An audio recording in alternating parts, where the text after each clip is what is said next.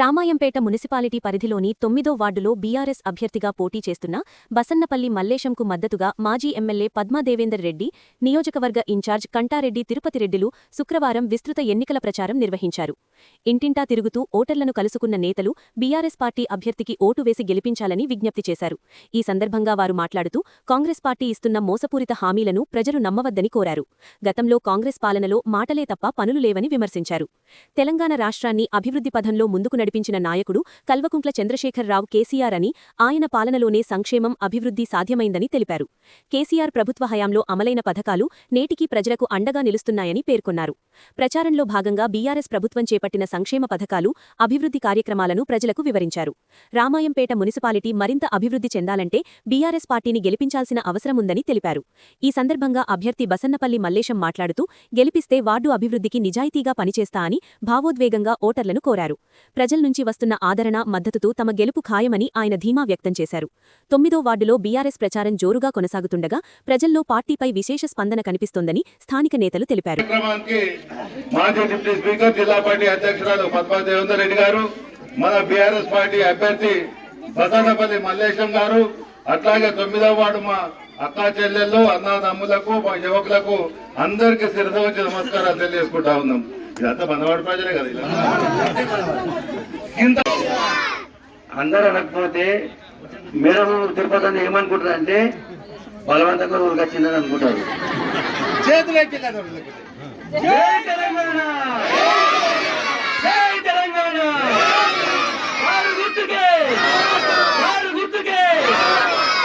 Thank you.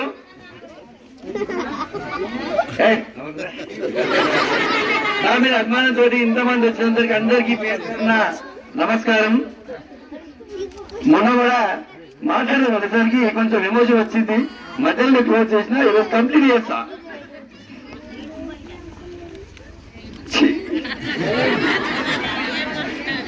ఇంతమంది కూడా చెప్తా. ఈరోజు ఓట్లు రాగానే ఓట్లు వేయమని చాలా మంది మన బస్సులనే వస్తున్నారు. ఎప్పుడన్నా వాళ్ళు మిమ్మల్ని పలకరించారా అదొకసారి దృష్టిలో పెట్టుకోని. కనీసం పోయేటప్పుడు అక్క, చెల్లి, నేను పలకరిన వాళ్ళు ఎవరైనా ఉంటారా ఇలా? ప్రతి ఒక్కరు నేను పలకరిస్తా. ఈరోజు లాస్ట్ టైం ఎలక్షన్లప్పుడు కాళ్ళు మొక్కిరు, దండం పెట్టిరు. అంతకుముందు నేను చేసినా కాబట్టి ఒకసారి ఈయన కూడా అవకాశం ఇద్దాను, అవకాశం ఇచ్చారు.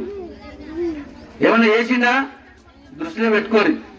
ఇప్పుడు వాళ్ళే కదా మళ్ళీ చేసేది కూడా, వాళ్ళే కదా మళ్ళీ వచ్చేది కూడా, అది దృష్టిలో పెట్టుకోరు. నేను రాసేం ఓడిపోయినా నేను ఎప్పుడైనా సర్వీస్ చేయడం ఆపినా? ఎవరికి ఏ అవసరం వచ్చినా రాత్రి 12 గంటలకు ఫోన్ చేసినా నేను లేచినా లేవలేదా చెప్పాలి మీరు, అది దృష్టిలో పెట్టుకోరు. మళ్ళీ ఇప్పుడు నేను ఎలక్షన్లు వచ్చినాయి, మళ్ళీ వచ్చినా ఇప్పుడు నన్ను మీరందరూ ఆశీర్వదించాలి. ఎందుకంటే ఒకసారి లాస్ట్ టైము నేను సర్వీస్ చేసుకోవడానికి కాదని ఇంకో ఆయనకి ఏదో కారణంతో ఓటేసారు. సరే, ఆయన కూడా మనకెళ్ళైనా తప్పేం లేదు, వేసారు, అయిపోయింది. కానీ మళ్ళీ ఒకసారి మళ్ళీ చేస్తారా చెయ్యరా ఒకసారి చూద్దామని అవకాశం ఇస్తే మళ్ళీ ఒక 5 ఏళ్ళు మళ్ళీ ఎంతో పోతాం మన గల్లీలా. ఎందుకంటే నేను వార్డు మెంబర్ ఉన్నప్పుడు ఎన్ని పనులు చేసినా మీరు చూసారు. వాటర్ ట్యాంకు నేను ఉన్నప్పుడే కట్టించడం జరిగింది, ట్రాన్స్ఫార్మర్ వేయించడం జరిగింది, 30-40 కరెంటు పోల్స్ వేయించడం జరిగింది. దేవేంద్ర రెడ్డి సారు ఒక స్కీమ్ అప్ప చెప్పిండు, 100 రూపాయలు డీడీ కాదు 20 రూపాయలు వేసారు. ఎంతమంది చాలా మందికి 100 రూపాయలు డీడీ తోటి ఎన్ని పోలు అంటే అన్ని పోలు వేయించడం జరిగింది. ఈ స్ట్రీట్ లైట్లు ఇన్ని ఉన్నాయి అప్పుడు, ప్రతి పోలు కూడా లైట్లు వేయించిన, నేను వేసిన లైట్లే ఉన్నాయి. సీసీ రోడ్ అక్కడ దాకా నేనే వేయించింది, ఇక్కడ దాకా ఈ బండి దాకా. అది ఎంత క్వాలిటీ ఉంది. ఈ సందులలో నేనే వేయించిన సీసీ రోడ్లు ఉన్నాయి, అదెంతో క్వాలిటీ ఉంది. ఇది ఉంది అంటే నేను పట్టించుకొని చేస్తా కాబట్టి క్వాలిటీ అయినా ఒకసారి దృష్టిలో పెట్టుకొని. అట్లనే రాసేటు కూడా వార్డు తిరుగుతుండు, తిరిగి అందరికి నేను 60 గదుల జాగిస్తా, ఇల్లు కట్టిస్తా అని చాలా పైసలు కొట్టడం జరిగింది, చెప్పడం జరిగింది.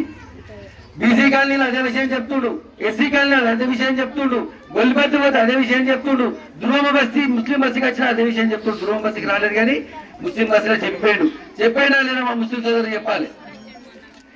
ఎంతమందికి కట్టిస్తాడు, ఎంతమందికి జాగలిస్తాడు, ఆయన దగ్గర ఏమున్నాయి, డబ్బుల మిషన్లు ఉన్నాయా? అదొకటి మీరు అందరూ దృష్టిలో పెట్టుకోవాలి. ఎలక్షన్ లో ఓట్లు వేయడం కోసం ఆయన అబద్ధాలు ఆడుతున్నది మీరు దృష్టిలో పెట్టుకోవాలి. అట్లనే నేను జర్నలిస్టుడు కాబట్టి ఒక చిన్న మాట చెప్తే, ఎందుకంటే ఎమ్మెల్యే స్థాయి మాటలు రాష్ట్ర స్థాయి మాటలు మేడం ఉన్నారు మాట్లాడడానికి, కానీ నేను జర్నలిస్టు ఉన్నా కాబట్టి ఒక మాట చెప్తా.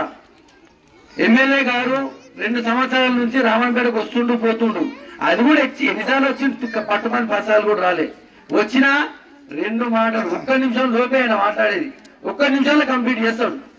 ఎవరైనా ఎమ్మెల్యే వచ్చినప్పుడు ఏం చేయాలి, ఇప్పటిదాకా ఏం చేసినా ఇక నుంచి ఏం చేస్తా అని చెప్పాలి. ఎప్పుడైనా చెప్పిండా? ఎప్పుడు ఆయన వచ్చింది పట్టుమని 10 సార్లు కూడా లేదు. ఎప్పుడు వచ్చినా హనుమంతరావు గారు వస్తాడు. ఇవన్నీ పెద్ద మనుషులు చెప్తారు, అదంతా నేను చాలా చిన్న స్థాయి కాబట్టి దయచేసి మరొకసారి ఆలోచించురి, పని చేస్తూ కాపాడుకోర్రి. నేను ఎంత సర్వీస్ చేసినా మీ అందరికి అవగాహన ఉంది. ఆ పని చేసేకి మళ్ళొకసారి అవకాశం కల్పిస్తే ఆ పని కంటిన్యూ అవుతుంది. ఇప్పటిదాకా నేను సేవ చేసిన అనుకున్నా, ముందు నన్ను గెలిపిస్తే అది సేవ కాదు, అది నా బాధ్యత అవుతుంది. ఇప్పటిదాకా ఎంత చేసినా అంతకు రెట్టింపు సర్వీస్ చేస్తా. అందరూ ఇక్కడికి వచ్చిన ప్రతి ఒక్కరికి పేరు పేరున ధన్యవాదాలు. Thank you very much. ఉండాల్సిన చోట 5 బస్సులు చేసినావు.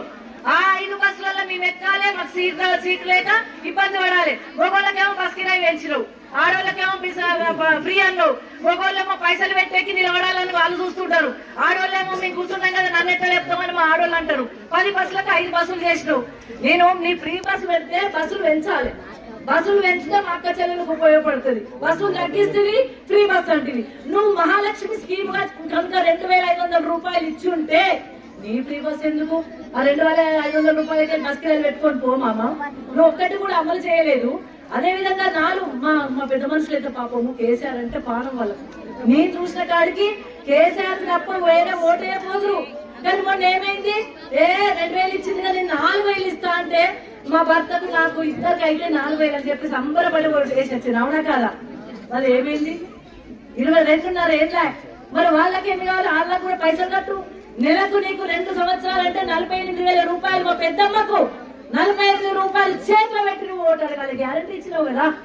గ్యాస్ ఏమన్నాడు? 1000 రూపాయల గ్యాసా, నేను 500కే సిలిండర్ ఇస్తా అన్నాడు. అనలేదమ్మా. నీకు రుణమాఫీ అన్నాడు. రుణమాఫీ అయితే చేతులు ఇట్లా కట్టుకున్నంత చిలకరిస్తాం చూడు, అట్లా చిలకరించినట్టు ఊర్లలో 10 మంది కూడా రుణమాఫీ రాకుండా చేసింది రేవంత్ రెడ్డి. చేసిన అని చెప్తున్నాడు. రైతు బందే లేదు, రైతులకైతే కోస. కేసీఆర్ ఉన్నప్పుడు పెట్టుబడి ఇచ్చిండు, పంట పండించిండు, పంట కొన్నాడు, పైసలు వేసిండు. యూరియా కోసం కష్టం లేకుండా పంట కాడికి యూరియా తెచ్చింది కేసీఆర్ సార్. ఈయనేం చేసిండు? యూరియా కోసం కంటిపిడ పెట్టుకోవాలి, సర్దిపుడ కట్టుకోవాలి, చెప్పులు లైన్ లో పెట్టి నిలబడాలి. యూరియా కోసం ఆ కార్డు పట్టుకొని, ఆ పాస్బుక్ పట్టుకొని వస్తే ఒక్క బస్తా. ఏం కోసం? ఏం కన్నీళ్లు? ఏడున్నాం మనం అంటే? వెనకకెళ్ళి ముందుకుపోతున్నామా, ముందుకెళ్ళి వెనకపోతున్నామా? కేసీఆర్ అయితే జర ముందట పడి జర కాళేశ్వరం కట్టుకొని నీళ్ళు ఇచ్చి కరెంట్ ఇచ్చి రైతుల ముందుకు తీసుకుపోయి ఒక్కొక్క పని చేసుకుంటూ పోయినాం. కానీ ఈ రోజు మళ్ళీ వెనకడు చేస్తున్నాం. ఆయనకు అవగాహన లేదు. ఆయన ఒకసారి మంత్రి అయితేనేమో అవగాహన ఉంటుండే. ఆయన ముఖ్యమంత్రి ఏకంగా లక్కీ లాటరీ కలిగినట్టు ఆయన అందరూ కలిసి అన్ని మాటలు చెప్పి ఏరు దాట రాకపోవడం వల్ల ఏరు దాటగిన పోవడం వల్ల లెక్క అన్ని మాటలు చెప్పిన మనం నమ్మిన ఓటేసినాం. వేసినాక ఒక్కసారి కూడా మంత్రి కాకపోయి డైరెక్ట్ ముఖ్యమంత్రి ఎక్కే అవగాహన లేదు. ఆర్థిక వ్యవస్థ మీద అవగాహన లేదు. ఎన్ని పైసలు వస్తున్నాయో తెలియదు, ఎన్ని పైసలు ఎక్కడ ఖర్చు పెట్టాలో తెలియదు, రాష్ట్రం ఏంటి పోతుందో తెలియదు, రాష్ట్రంలో ప్రయారిటీ ఏందో తెలియదు, రాష్ట్రంలో మా అక్క చెల్లెల పోసేందో తెలియదు. ఉద్యోగాలు ఇస్తా, జాబ్ క్యాలెండర్ అని చెప్పేసి కేసీఆర్ ఇయ్యాలి నేను ఇస్తా అని చెప్పేసి మనం ఇచ్చిన 60,000 ఉద్యోగాలు, మనం ఇచ్చిన 1,30,000 ఉద్యోగాలు ఇస్తే, మొన్న 60,000 ఉద్యోగాలు ఇస్తే ఆయననే మనం ఎగ్జామ్ పెట్టిన తర్వాత, మనం అన్ని సెలక్షన్ చేసిన తర్వాత ఒక్క కాగితం ముక్కి ఇచ్చే అవకాశం ఉండే. 1,30,000 60,000 మంది ఒక్క కాగితం ముక్కి ఇలా చేతితో ఉద్యోగం అవి ఇచ్చి నేను ఇచ్చా అని చెప్పారు. ఇవాళ మొన్న నిరుద్యోగులు అక్కడ ధర్నా చేస్తే వాళ్ళకి మంచిగా చేస్తున్నావు, ఎవరికి మంచిగా చేస్తున్నావు? మా పిల్లలు, మా సారు కేసీఆర్ సారు మా విద్యాలయాలు కట్టించిండు, బీసీ హాస్టల్స్ కట్టించిండు, మైనార్టీ హాస్టల్స్ కట్టించిండు. ఆ హాస్టల్లో విష పదార్థాలు ఫుడ్ సరిగా లేక పిల్లలు విలవిల్లాడుతూ వామిటింగ్స్ వేసుకుని హాస్పిటల్లో జాయిన్ అయితే ఒక్క రోజున పట్టించుకున్నావా? ఒక్క రోజున వాళ్ళ దగ్గరకు పోయి చూసినావా? చేసిన పనులన్నిటి ఇంకా మా అక్క చెల్లెలకి కళ్యాణ లక్ష్మి పథకం తెచ్చి సార్ 1,00,000 రూపాయలు ఇస్తే కేసీఆర్ 1,00,000 ఇస్తుండు. నేను ఇచ్చబోతే అట్ట తెచ్చుకొని తులం బంగారం అంటే ఏది తులం? నిజంగా ఒక ఆడబిడ్డ పెళ్లి చేయాలంటే 1,60,000 రూపాయలు అయింది. వాళ్ళ తులం బంగారం పెట్టాలంటే పెళ్లి మాట్లాడుకుంటప్పుడు 5 తులాలు పెట్టాలంటే భయపడే పరిస్థితి వచ్చింది. ఎవరైనా పెళ్లి చేసుకుంటే చెల్ల బిడ్డ పెళ్లి అవుతుంది, అక్క బిడ్డ పెళ్లి అవుతుంది, పావు పెట్టి వెళ్దామంటే భయపడే పరిస్థితి వచ్చింది. కట్నం పెట్టాలంటే 10,000 చేతులు పెట్టి బట్టలు పెట్టి రావాల్సిన పరిస్థితి వస్తుంది. ఇగో ఇది మన బతుకులు, తెలంగాణ బతుకులు. అంటే ఎందుకు పోతున్నావో ముందు పోవాలి కదా. నువ్వు 1,00,000కు తులం బంగారం ఇయ్యు, నువ్వు 2,000కు 4,000 పెన్షన్ ఇయ్యు, 2,500కు మహాలక్ష్మి స్కీమ్ ఇయ్యు, మా అక్క చెల్లెకి చెప్పిన సిలిండర్ ఇయ్యు.